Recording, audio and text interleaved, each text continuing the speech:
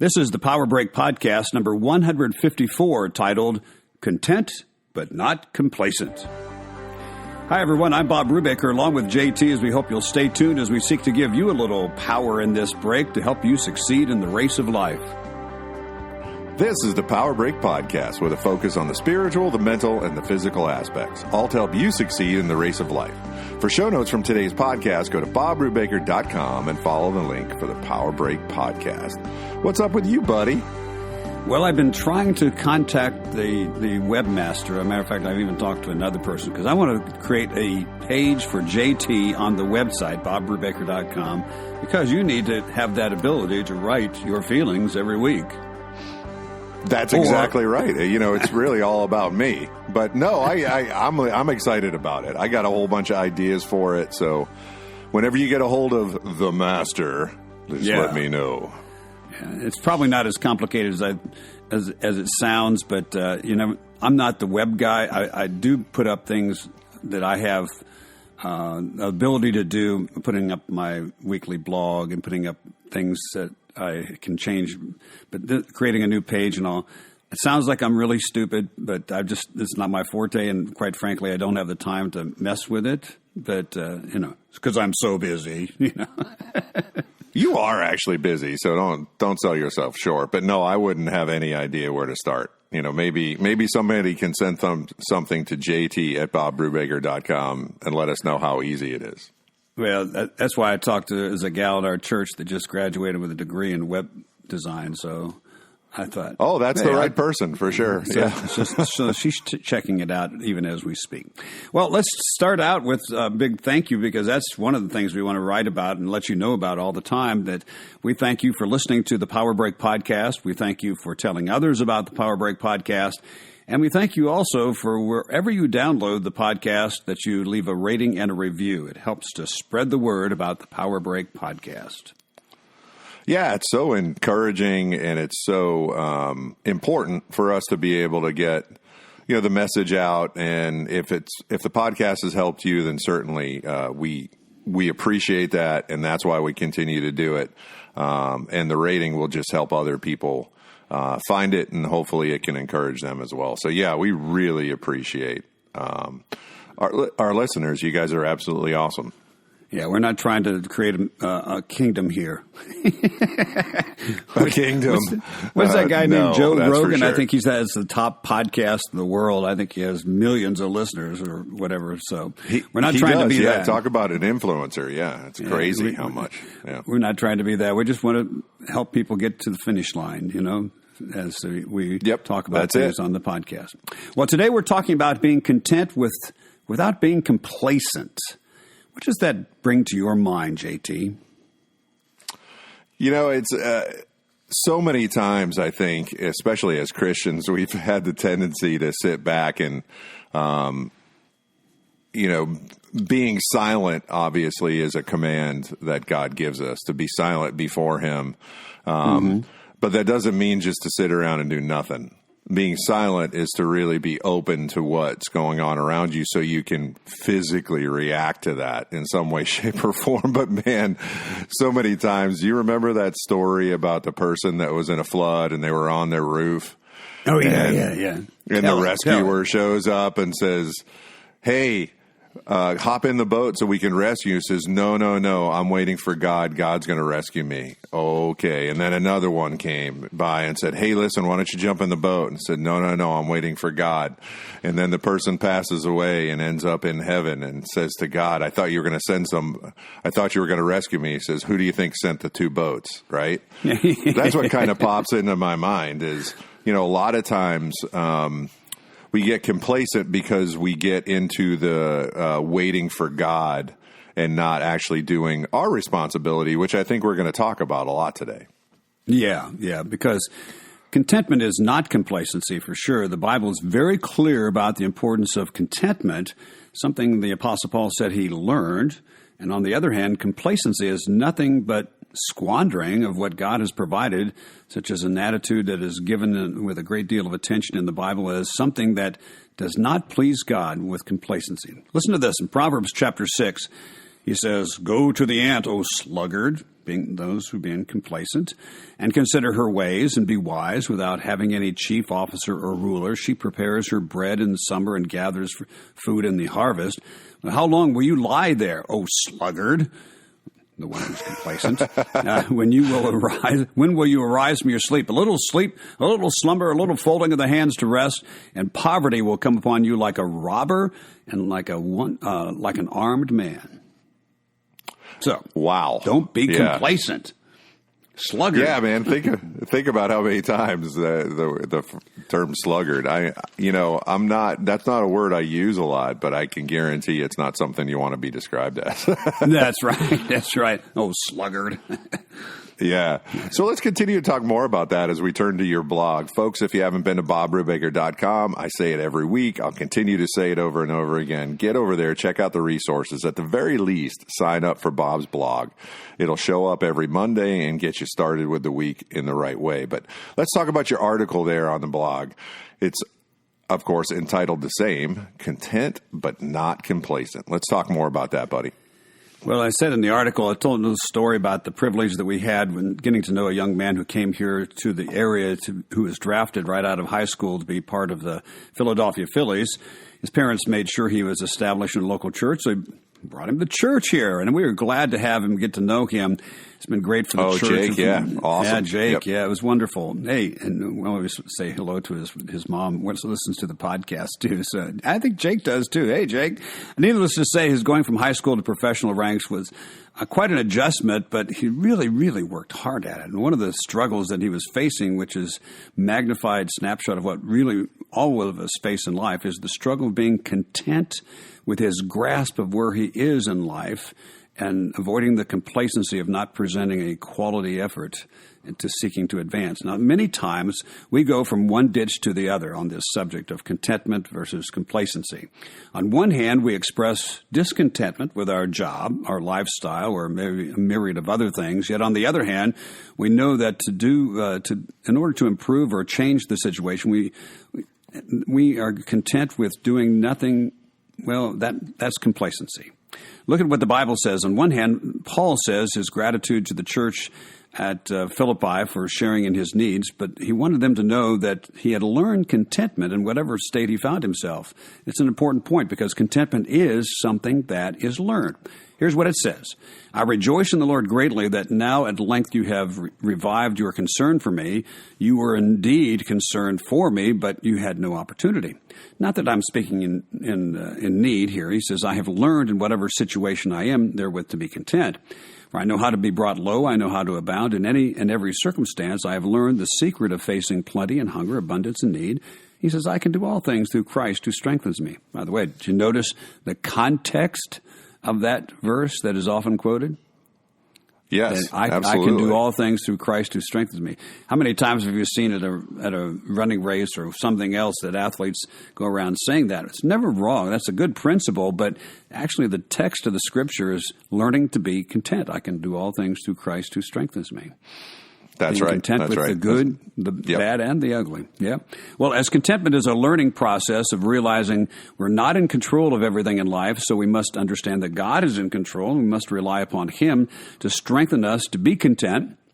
Otherwise, we'll be discontent no matter what. Like our young baseball player we were talking about, he had to be reminded daily of his making progress, of taking time to learn the game before he can take on the major league role. No wonder we're reminded that godliness is the important key, and combine that with contentment. There's, as it says, there's great gain in life, relying upon the strength and the help for the Lord Jesus Christ. You know, I love how you said going from one ditch to another. That's so incredibly true. I mean, we go from one thing that we're negative about, we work our way out of that, and then we pop our way right into another thing that we're negative about and not content, and it's got to be better. I mean, it's probably associated a little bit with the whole idol factory thing, right? Who was the pastor who made that quote that basically said the human mind is nothing but idol factory? That was John Calvin. So true.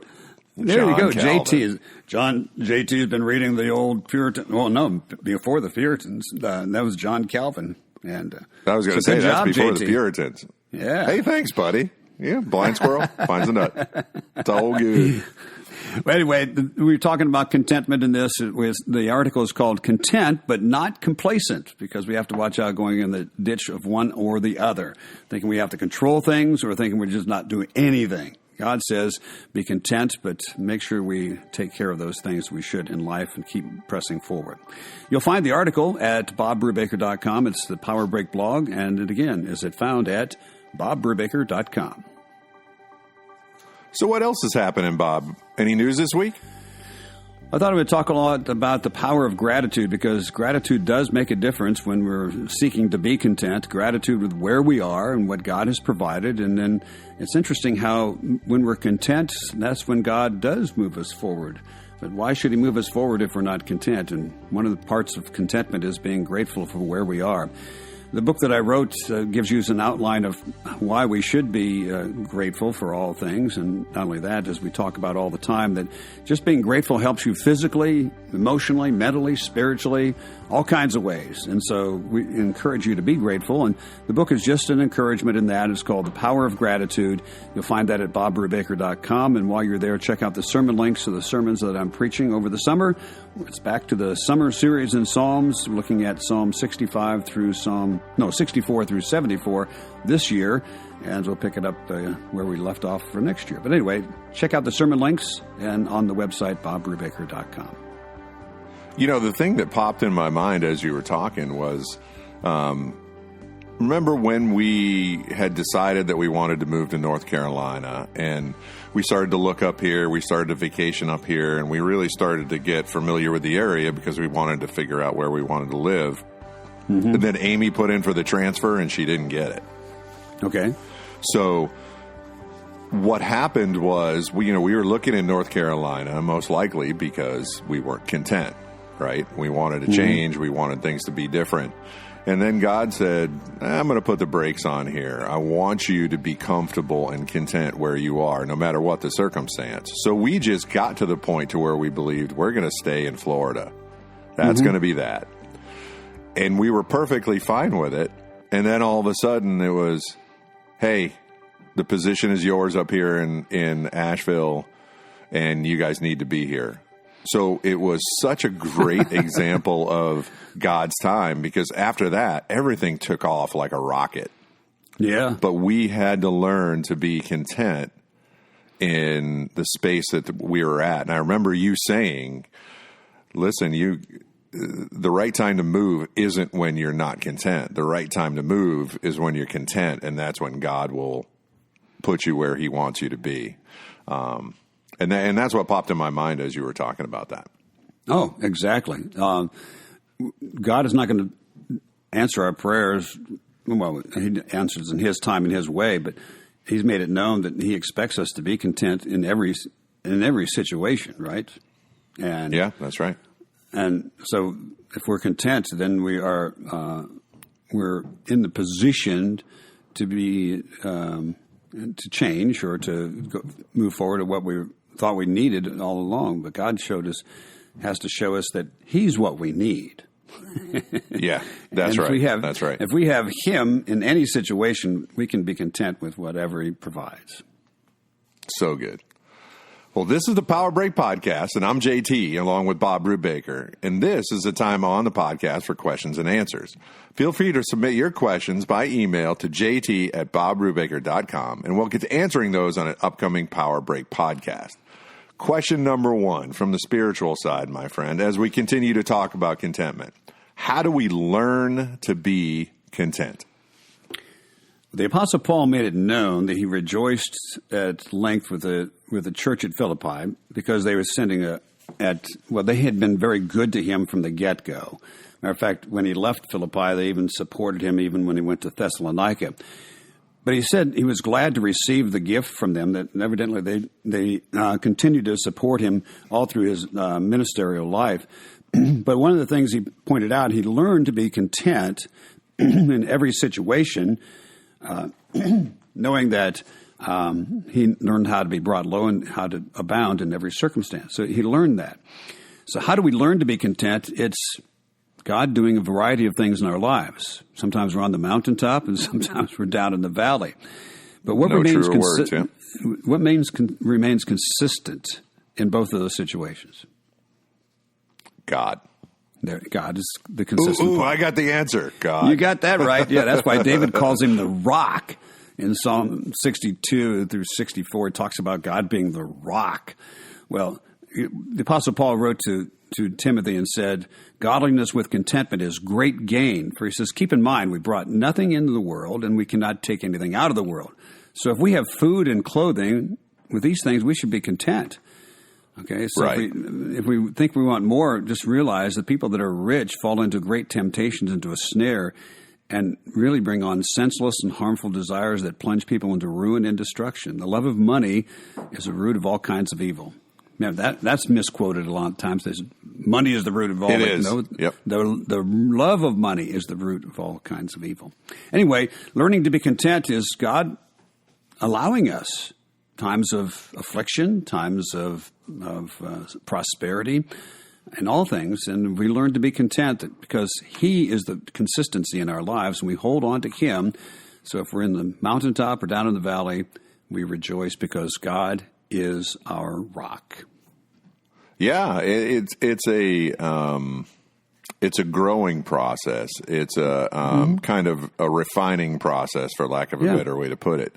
We get to the point to where we understand that all these things around us aren't the things that are important. The thing that's important is our relationship with God, and that we have that, and that we can hold on to that, and we can count on to that, or count on that. Because how many times, have you really been disappointed by somebody or something that you would come to count on? Oh, It's like it's very fleeting, right. Things in this world.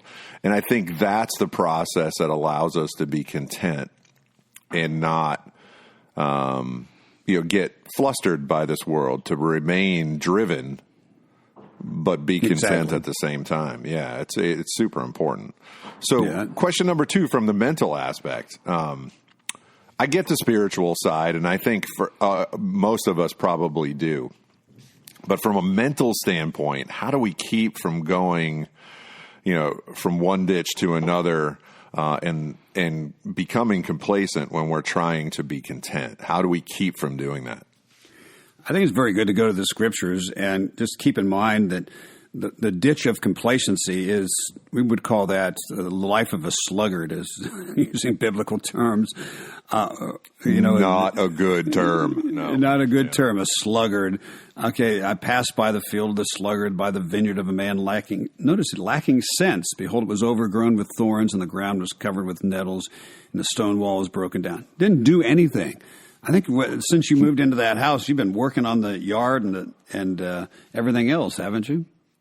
Oh yeah, I have all kinds of chigger bites everywhere. I've been everywhere. I've managed to relocate multiple bumblebee hives because, man, let me tell you, I used to think that they were really cool and cute because they're not aggressive, but man, they're everywhere out here, and there's nothing more flustering than you're in your. I have a workshop outside where I keep all the bikes, and I have all my tools and everything, and I'll have the door open and I'll be working on something, and all of a sudden you just hear this whoa right next to you and it's this humongous bumblebee, and when you look at the bumblebee, it's almost like he's like looking down at what I'm doing, saying, "Hey, what you got there?" He's not doing anything like aggressive, but it's so loud. You're like, "Oh man, you're killing me." So yeah, I've been hard at work, man. I got all kinds of critters up here. Yesterday on a bike ride, I forgot to tell you this. I saw a mama bear and her 3 cubs. Oh my goodness. Yeah. We were very careful to make sure that she knew that we were not a threat because she had her cubs with her.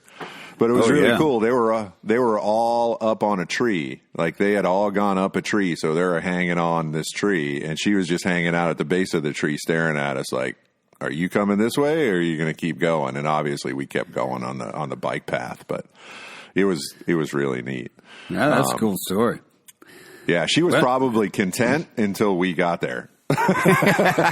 And she was not going to be complacent, all right? She was not. No. She was a great example of not being complacent. Yeah. But anyway, as we're talking about, complacency is not contentment and should not be mistaken for it, although some people excuse their laziness under the banner of, I'm learning to be content. You can be content or learning contentment where you are while continuing to do what needs to be done to improve yourself and your situation. The difference is the approach. If you focus on results, which are out of your control, then you'll be disappointed often and not content. If you focus on improvement and doing your best as you rely upon God, His Word, and the strength and power of the Lord Jesus Christ, then you'll have a reason to be content. And if you're lazy and basically doing nothing but complaining about your situation, then you will never find contentment. Yeah, that really is the key, man. You just absolutely nailed it. You know, there was a guy that I went to church with. He said, you know, sometimes you just got to push your rock. That's really it. Everybody's pushing their rock, you know, and sometimes you just got to push your rock and do your thing. And, you know, the results around you and the things that are going on around you really aren't the important thing. The important thing is that you're being faithful in your walk, right? Exactly. And you're doing what you're supposed to. Yeah. Such good stuff, man. Hey, and before we turn over to the physical side, I got to know, what's worse in the Bible, a sluggard or a fool? Or are they both actually, a sluggard work? They're equal. Yeah, they're equal because the sluggard is a fool. Oh, they're the same person. Okay, gotcha. Yeah. I was hoping you'd pull out your Pharisee voice too, by the way, when we were doing sorry, I didn't do that. No. All right, third question. For those of you who are with us all the time, you know that we're going to turn to the physical side of life. And on the subject, let's talk about times when we're training or racing and things aren't going well and we feel like quitting. Is it best for us to quit or to push through it? Important stuff. Yeah, and I think both of us have had experience in this. Pushing through, of course, you just plan for hard time scenarios and how to handle them. I mean, you should be, as a person who's racing or even training, especially for long distance stuff, to realize it's not easy. Kind of like you don't want to be complacent about it, but there's sometimes you just have to push through. As you said, you need to just push your rock and focus on intermediate goals rather than just the end goal. I thought about that so many times, you know, in Ironman, 140.6 miles, you break it down, the swim, the bike, and the run, and you break down each segment into little segments, and so you just look at accomplishment after accomplishment. It keeps the momentum going. And I'm sure you did that when you did Ragnar, that long distance run as a team, right? Oh, yeah. When I've done Ragnar, college football, you know, and I don't think anybody wanted to show up for triple sessions, but you just broke each session down mentally into individual pieces, you know. Pretty much everything that you do, pledging a fraternity, I had to break things down into little pieces, you know, and when you look at some of the successful programs that have helped people quit drinking or quit doing drugs, you know, AA or NA or anything like that, what do? They break it down into one day at a time, right, Bob? That's right. Yeah, good point. Yeah, so it's super important. Not just plan for the hard scenarios, not just focus on intermediate goals, but also make sure that you cover yourself with hydration and nutrition. Back to the physical, like long distance running or cycling or whatever. The hydration and the nutritional needs you just don't want to mess with, because otherwise you will do what is known as bonking. How would you describe bonking, JT? An irrational emotional response to how bad things are going for you. That's pretty much what a bonk is.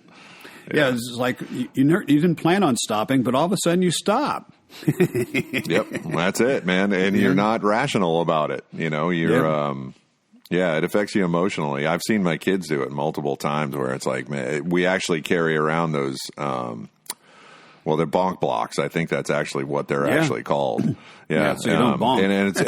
And it's for that, because I don't think you realize as you're exercising how much sugar and salt and all the electrolyte stuff, how important it is to keep going with that and make sure that you're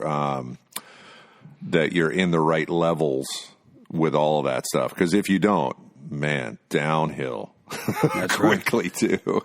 Didn't I you see a guy? I was just going to say, didn't you see a guy when you were running one of your triathlons? Didn't you see a guy like kind of crying on the side of the road, and all he needed was a little bit of sugar? Yeah, actually, the story is about a friend of mine that ran his one and only ultra distance marathon. I think it was a 50-kilometer race, which is 31 miles, and he passed the marathon mark of 26.2 miles. Thought he was doing fine, and all of a sudden it hit him, and he sat down by the side of the road and started to cry. And there's been a great commercial because someone had mercy on him and walked over and handed him a Snickers. And he ate the Snickers, was revived, and went ahead and finished the race. How awesome is that? You know, Amy had the same thing kind of happen during she had just gotten done with the Marine Corps Marathon, and you know, she was getting her pictures taken, and she called me and she said, I don't feel right. I don't feel right at all. And I'm like, okay, well, find yourself a Marine, because they have a ton of Marines at the finish of the Marine Marathon, which makes sense. Find yourself somebody and get to the medical tent. And it was so funny because when she got to the medical tent, there were two younger Navy corpsmen there, and then there was like the old Navy corpsman in the corner with the cigar sticking out of his mouth. And he looked over at her and he said, "You've got a whole bunch of salt lines on your forehead. Eat some saltines." And he grabbed some saltines and gave it to her. And as soon as her salt level got to the point to where it needed to be, she's like, "Oh my gosh, I feel fine." Yeah. And it was just like that. Yeah. And that's a bonk, people. That's a no bonk. Better example of one. Yep. Yeah. Well, making sure you hydrate and have your nutrition needs met. And of course, dropping out is when your physical situation dictates it, like dehydration. I had to drop out of a marathon one time because I was just dehydrated and I just couldn't go any farther. Yep. And no sense being stupid about it. Or sometimes, like when you're using a bicycle or something, your equipment dictates you have to drop out. Yeah, like you with that derailleur. That was good times. Yeah, my second trip in Hawaii, that was a really bad situation. Less than halfway through almost at the halfway point of the bike, that my rear derailleur fell apart. Thankfully, they have technical support that showed up about an hour later, but nevertheless, I was able to finish the race. And the third thing is when conditions are such that continuing makes no sense at all. That's like if you're out there and a storm came up. There's no sense being stupid about it. Anyway, that's for sure. Anyway, it takes discipline to take notice of these things and apply them. And as we point to it all the time, discipline makes the difference in all aspects of life. Check out today's show notes at bobbrubaker.com. Click on the Power Break podcast. Today is show number 154. And submit your questions by email to jt@bobbrubaker.com and listen for Bob's answer on an upcoming Power Break podcast. Real quick word for the power of gratitude. We're going to talk about gratitude because it really does connect with being content. And something you can do is express your gratitude of the situation, no matter what situation you're in, and that will help you to be content. It will not be a time of complacency. The Power of Gratitude. The book is found at bobbrubaker.com. Click on the resources, scroll down to the books, and scroll through the books. You'll find it red cover. The Power of Gratitude at bobbrubaker.com. Well, thank you for joining us for the Power Break podcast. Please subscribe and leave a review wherever you've downloaded the podcast. And check out show notes, news, Bob's weekly blog, and other cool things at bobbrubaker.com. And listen next time for the Power Break podcast.